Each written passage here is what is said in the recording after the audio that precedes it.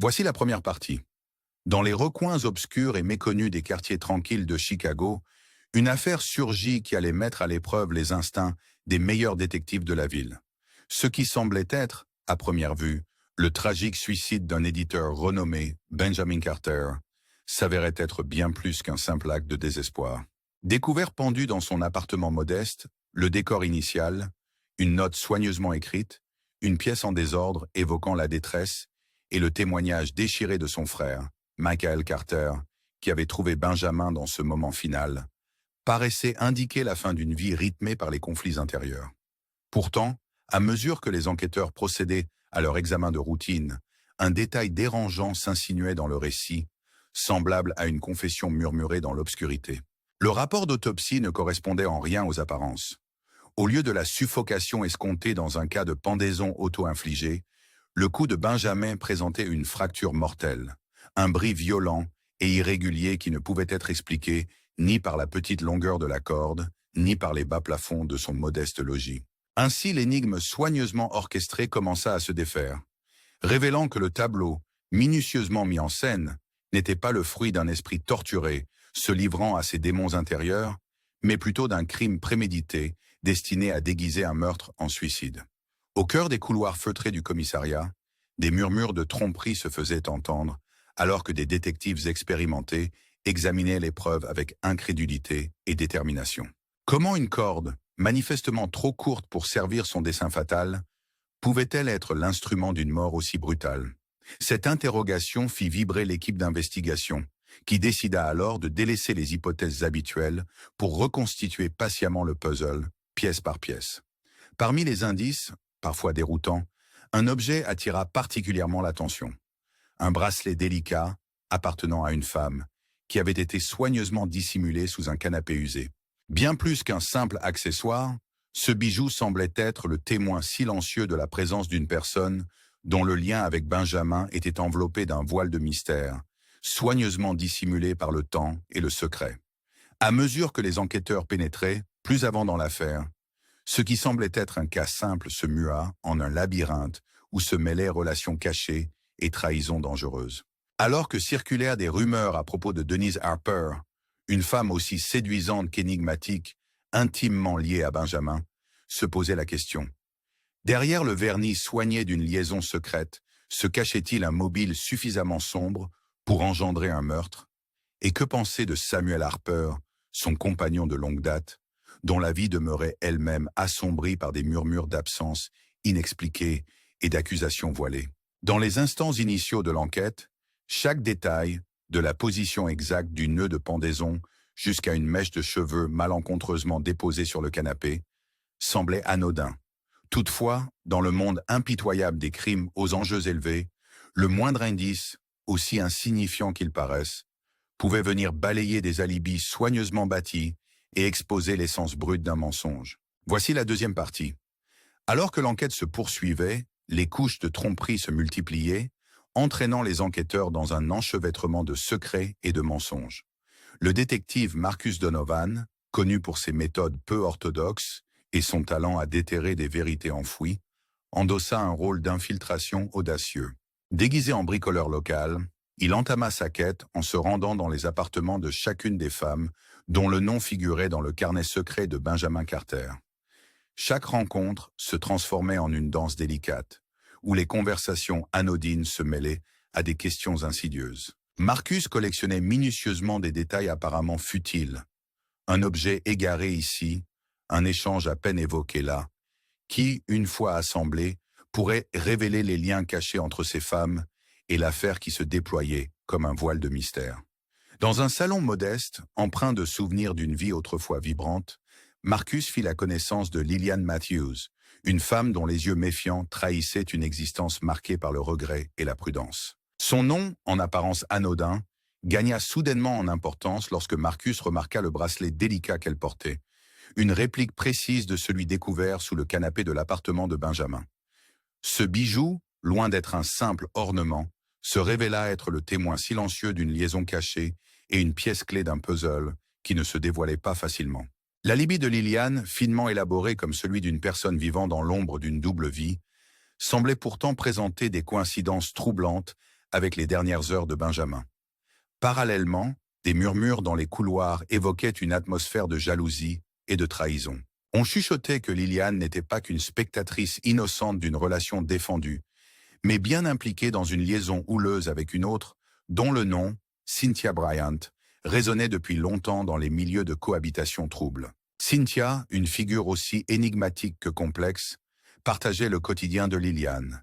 Et d'après certains témoignages recueillis par Marcus, la découverte de l'infidélité de Liliane aurait pu déclencher en elle une explosion de rage et de désespoir bien plus dévastatrice que ne l'aurait permis une simple peine de cœur.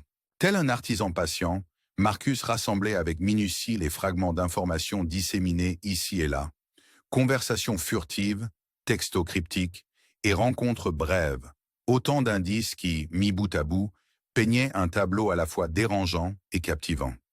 Chaque interrogatoire et chaque observation silencieuse dans un couloir faiblement éclairé ou dans l'intimité précipitée d'un appartement faisait évoluer le récit, faisant fi de l'hypothèse initiale du suicide par désespoir. La scène de crime, avec ses détails troublants comme la fracture du cou, la disposition étrange de la corde et la présence d'une mèche de cheveux isolée, s'harmonisait désormais avec ce récit dévoilé de mensonges et de passions interdites. L'ensemble pointait vers une mise en scène soigneusement orchestrée, destinée non pas à dissimuler la souffrance d'un être en détresse, mais à masquer un meurtre prémédité dont les ramifications s'enracinaient dans un triangle amoureux empoisonné.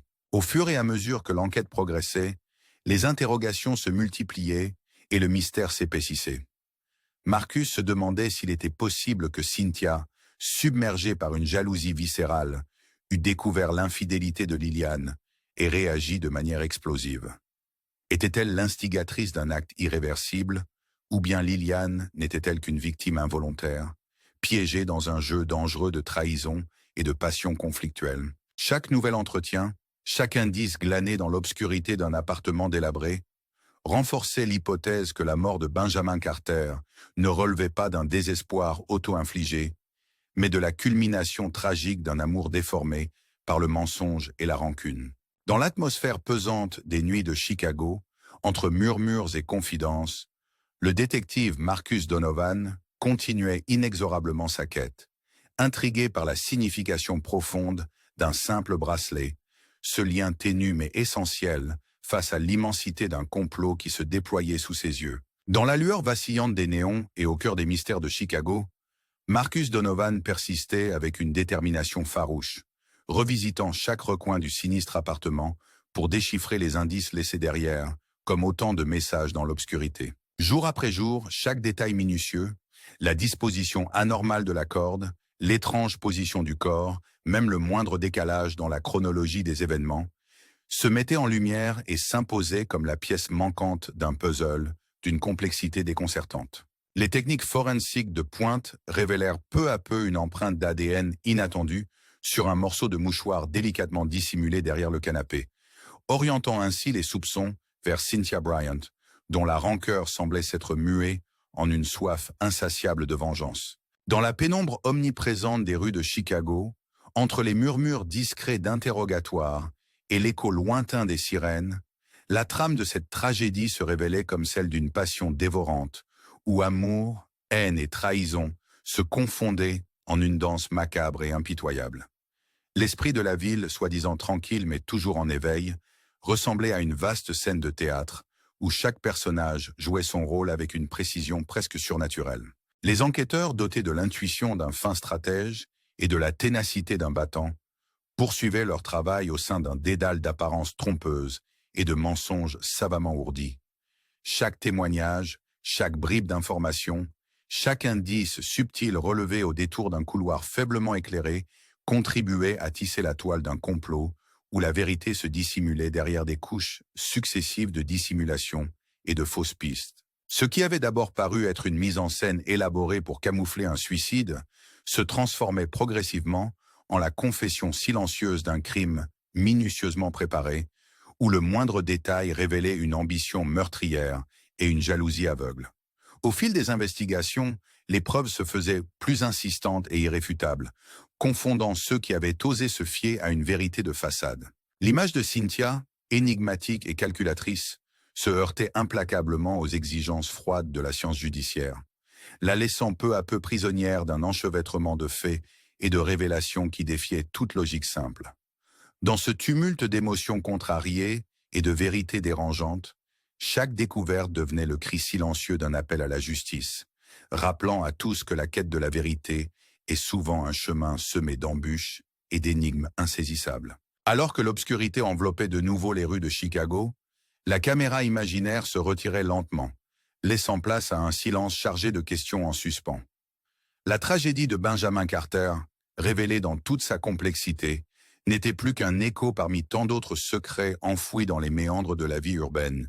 Pour vous, chers auditeurs, qui osez plonger dans l'abîme de cette réalité où rien n'est jamais tout à fait ce qu'il paraît, n'est-il pas temps de vous interroger sur ce que vous verriez si, finalement, chaque sourire cachait en lui le mystère du nombre inavoué? Restez avec nous et abonnez-vous pour ne plus rien manquer de ce fascinant voyage au cœur des vérités dissimulées derrière les façades scintillantes d'une ville aux multiples visages.